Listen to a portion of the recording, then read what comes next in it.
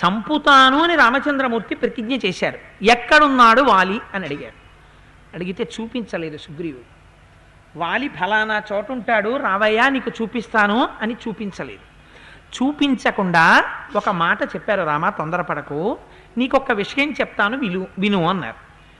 చెప్పు అన్నారు రామచంద్రమూర్తి. ఆయన అన్నాడు, సముద్రాత్ పశ్చిమాత్ పూర్వం దక్షిణాదపి చోత్తరం క్రామత్యనుదితే సూర్యే వాలి వ్యపగతక్లమ. నీకొక్క విషయం చెప్పాలి రామా, సూర్యోదయానికి ముందర నిద్రలేస్తాడు వాలి. నిద్రలేచి తన కిష్కింధలో తన అంతఃపురం నుంచి ఒక్క దూకుతాడు. తూర్పు తీరం దగ్గర దిగుతాడు, తూర్పు సముద్రం దగ్గర దిగుతాడు. దిగి అక్కడ సంధ్యావందనం చేయడం మొదలు పెడతాడు. అక్కడ అర్ఘ్యం ఇస్తాడు. అక్కడి నుంచి ఎగిరి పశ్చిమ సముద్రం నుంచి తూర్పు సముద్రం దగ్గర దూకుతాడు.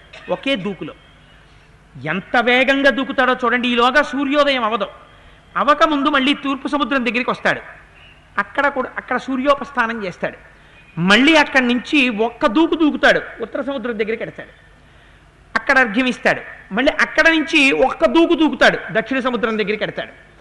ఇలా 4 సముద్రాల దగ్గర సంధ్యావందనం చేస్తాడు. ఎందుకు అలా చేయడం అంటే, సూర్యోదయానికి ముందు లేచిన వాడు మళ్ళీ సూర్యోదయం అయ్యే లోపల 4 సముద్రాల దగ్గరికి ఒక్కొక్క గంతులో వెళ్ళి సంధ్యావందనం పూర్తి చేయగలడు. అంత శక్తి ఉన్నవాడు. దానితో పాటు ఇంకొక విషయం చెప్పనా రామా, ఇలా రా అని ఇంకొక చోటుకి తీసుకెళ్ళాడు. ఈ పర్వతం వంక చూడు అన్నాడు. చూసావా ఈ పర్వతాలు ఎంతెంత ఉన్నాయి, శిఖరాలు ఎంత పెద్ద పెద్ద శిఖరాలు చూసావా? ఒక్కొక్క దాంట్లో 150 ఫ్లాట్లు ఉన్న అపార్ట్మెంట్ ఎలా ఉంటుందో అంతంత శిఖరాలు ఉన్నాయి కదా. ఇప్పుడు విను. అగ్రాణ్యారుహ్య శైలానాం శిఖరాణి మహాంత్యపి ఊర్ధ్వముత్పాత్య తరసా ప్రతిగృహ్ణాతి వీర్యవాన్. పొద్దున్నే వెళ్ళిపోతాడు ఇంటికి. సంధ్యావందనం అయిపోయిన తర్వాత భార్యను అడిగి ఓ చెంబుడో బిందెడో గ్లాసుడో పాలు తాగుతాడు. తాగి మళ్ళీ వస్తాడు అరణ్యానికి. వచ్చి ఈ పర్వతాలు ఎక్కుతాడు. ఎక్కి ఈ పర్వత శిఖరాల్ని ఊపి విరగ్గొట్టేస్తాడు. విరగ్గొట్టేసి వీటిని గాలిలోకి విసురుతాడు. విసిరి బంతులు పట్టుకున్నట్టు పట్టుకుంటూ ఉంటాడు. మళ్ళీ పట్టుకుని వాటిని పైకి విసురుతూ ఉంటాడు. ఎలా? ఈ చేత్తో ఓ శిఖరం, ఈ చేత్తో ఓ శిఖరం పట్టుకుని గాలిలోకి ఎగరేసి బంతులు పట్టుకున్నట్టు పట్టుకుని ఆడుకుంటూ ఉంటాడు. విన్నావా రామా, ఇలా రా అని ఇంకో చోటికి తీసుకెళ్ళారు. తీసుకెళ్ళి ఇక్కడ ఇంకొక గమ్మత్తైనటువంటి విషయం జరిగింది. వీర్యోత్సేకేన దుష్టాత్మ వరదానాక్షమోహిత జగామ సుమహాకాయ సముద్రం సరితాంపతిం. పూర్వకాలంలో దుందుభి అని రాక్షసుడు ఉండేవాడు. వాడికి ఒళ్ళు పొగరెక్కింది రామా. వాడికి బలం ఉంది. ఎందుచేత అంటే వాడు వరాలు పొందాడు. వాడికి ఒంట్లో బలం ఉంది కదా అని ఏం చేస్తాడు? ఆ బలాన్ని ఎవరినో ఉండి కొట్టాలి. ఒంట్లో బలం ఉంది, అందుకని వాడికి ఏంటంటే రోజు వాడు ఉండాలి కొట్టడానికి. వీడితో దెబ్బలు తినాలి వాడు. వీడితో వాడు యుద్ధం చేయాలి. పని వాడు దెబ్బలు తినేస్తే వీడు ఊరుకోడు. వాడు వీడితో యుద్ధం చేయాలి. వాడిని వీడు చావగొట్టేస్తాడు. వాడికి ముక్కులోంచి నోటంటా చెవులంటా నెత్తురు వచ్చి వాడు చచ్చిపోయాక వాడు వెళ్ళిపోతుంటాడు. వాడికి అదో అలవాటు దుందుబికి. ఎందుకంటే కండకావరం నాకు బలం ఉందని. అందుకని అటువంటి వాడు ఒక రోజున సముద్రుడి దగ్గరికి వెళ్ళాడు. వెళ్ళి ఆ సముద్రాన్ని పిలిచాడు. రావయ్య, నువ్వు నాతో యుద్ధం చేద్దువు కానీ అన్నాడు.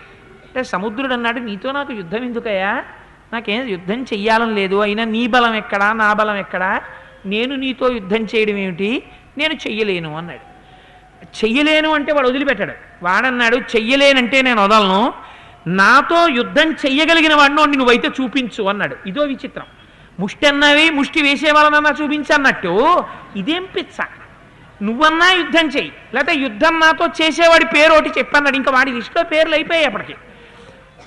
ఆయన అన్నాడు, అబ్బో నీకు చాలా కండకావరంగా ఉందిరా.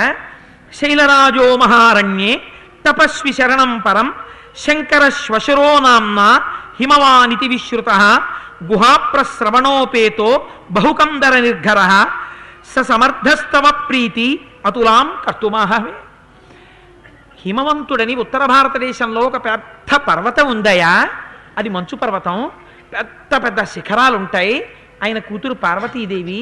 ఆ పార్వతీదేవిని పరమశివుడికిచ్చి వివాహం చేశారు. శంకరుడికి ఆయన సాక్షాత్తు మామగారు. ఆయన మీద పెద్ద పెద్ద సెలయేళ్లు ప్రవహిస్తూ ఉంటాయి.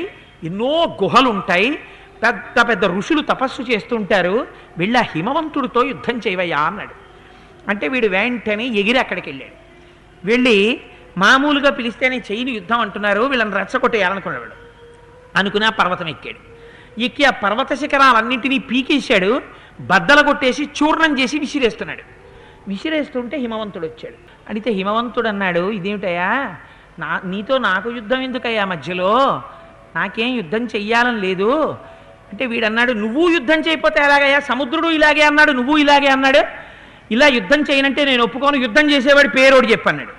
అంటే ఆయన ఆలోచించి అన్నాడు, నీ ఒంటి తీట తీర్చగలిగిన వాడు ఒక్కడున్నాడయ్యా, అక్కడికి వెళ్ళన్నాడు. ఎవరన్నాడు? తతస్తద్వారమాగమ్య, అక్కడ వాలీనామ మహాప్రాజ్ఞ శక్రపుత్ర ప్రతాపవాన్ అభ్యాస్తే వనర శ్రీమాన్ కిష్కిందా మధుల ప్రభాం.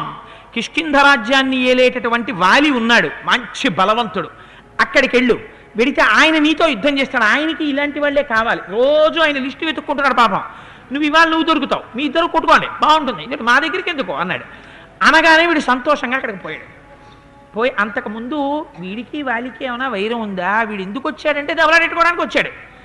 దెబ్బలాటెట్టుకోవడానికి వచ్చిన వాడి పరిస్థితి దెబ్బలాటెట్టుకోవడానికే వచ్చినట్టు ఉంటుంది వాడికి. మీరు ఎన్ని మంచి మాటలు చెప్పినా వాడు వినడు, వాడికి కావలసింది దెబ్బలాటే.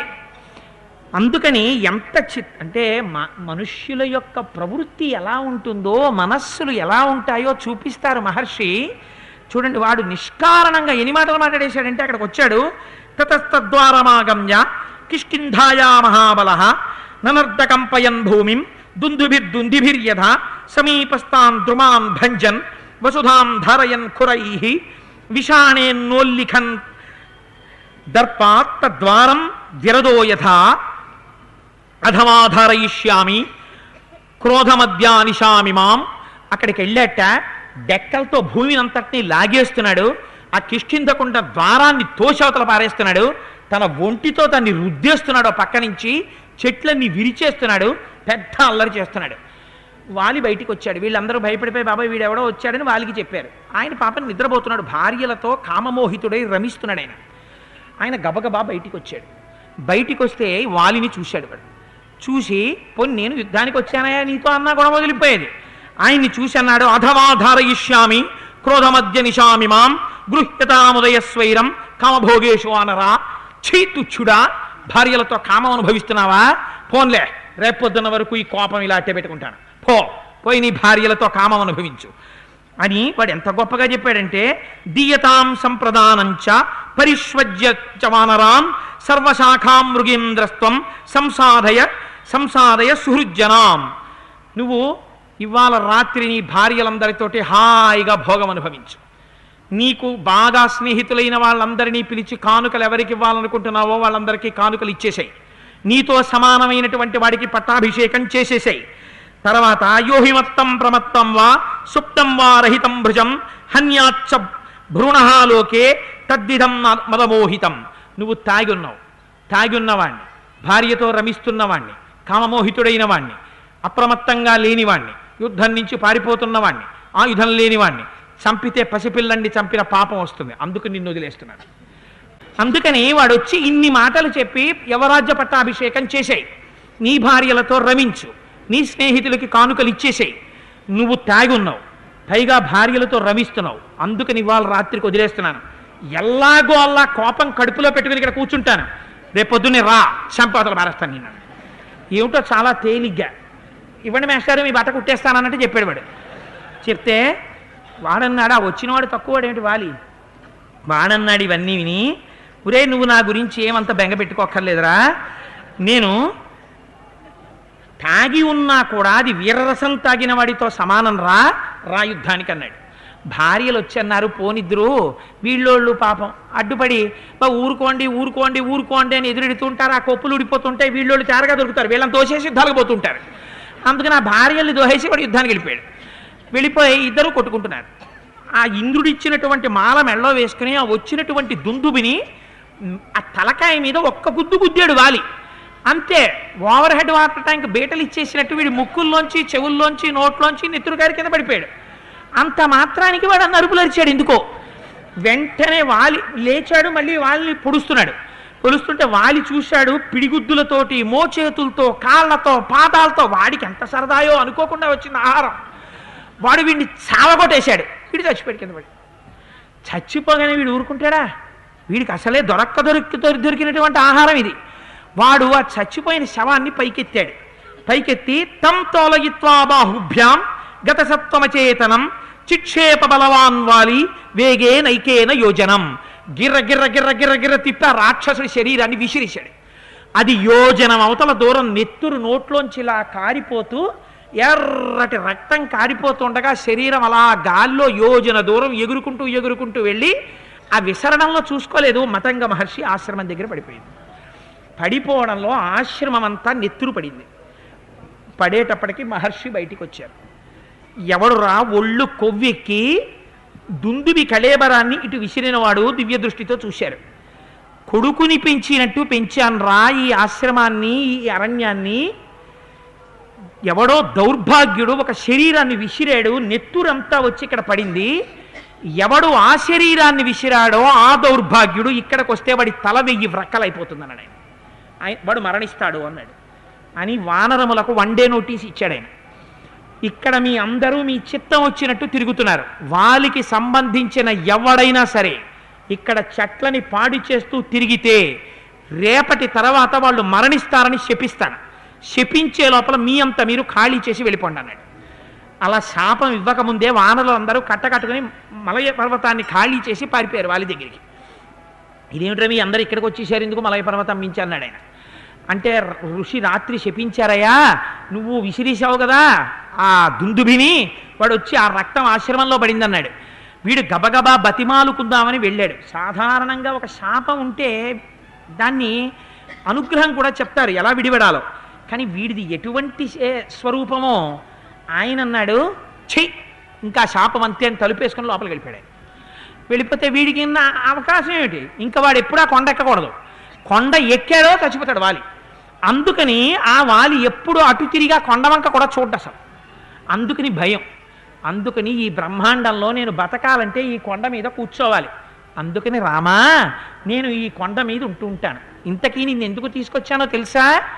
అదిగో అక్కడ ఎదురుగుండా కనపడుతోందే పెద్ద తెల్లటి పర్వతం లాంటిది, అదే దుందుబి యొక్క కాయం. అస్థిపంజరం ఇప్పుడు అలా అయిపోయింది పర్వతంలాగా. చూసావా? 2 చూపించాను ఇప్పటికి. ఏమేం చూపించాను? వాడు ఆడుకునేటటువంటి పర్వతాలని చూపించాను. 2 వాడు చంపినటువంటి విసిరేసినటువంటి దుందుబి కళేబరాన్ని చూపించాను. మా వాలి పౌరుష ప్రతాపాలంటే ఎటువంటివో నువ్వు విన్నావు కదా. ఇది విన్న తర్వాత కూడా నువ్వు వాళ్ళని చంపగలను అని అనుకుంటున్నావా? అంటే చిన్న అనుమానం రాముడి మీద. చంపగలను అని నీకు ధైర్యం ఉందా? అంటే ఉన్నమాట చెప్పాలి కాబట్టి చెప్పేశాను. మా వాలి పౌరుషం ఎటువంటిదో. మా వాలి ఎన్నడూ ఎవరి చేత ఓడింపబడినవాడు కాదు. జీవితంలో ఓటమన్నది అసలు తెలియదు వాలికి. వాలి పేరు చెప్తేనే పారిపోతారు. 15 సంవత్సరములు రాత్రనక పగలనక గోలభుడనేటటువంటి గంధర్వుడితో యుద్ధం చేసి ఆయన్ని సంహరించాడు. అటువంటి వాడు వాలి. అటువంటి వాలితో నువ్వు యుద్ధం చెయ్యగలవా? ఇంకొక విషయాన్ని కూడా నీకు చూపిస్తాను రామా. ఇమేచ విపులాసాల సప్త శాఖావలంబిన ఎత్రైకం ఘటతే వాలి నిష్పత్రయితు మోజసా. మా వాలి ఇదిగో 7 సాలవృక్షములు వరుసగా ఉన్నాయి కదా. ఈ సాలవృక్షం అంటే చాలా గట్టిగా ఉంటుంది. ఆ సాలవృక్షానికి పచ్చి ఆకులతో ఉంటుంది. మా వాలి ప్రతిరోజు సంధ్యావందనం అయిపోయిన తర్వాత ఇంటికి వెళ్ళి కాసిన పాలు తాగి ఇక్కడికి వస్తూ ఉంటాడు. వచ్చి ఈ పచ్చి సాలవృక్షాన్ని, పెద్ద సాలవృక్షాన్ని చేతులతో పట్టుకుని కదుపుతాడు. కదిపితే పచ్చి ఆకులతో ఉన్నటువంటి సాలవృక్షానికి ఉన్న చిగురుటాకులు కూడా రాలిపోతాయి. రాలిపోయి మోడుగా నిలబడుతుంది. వాలి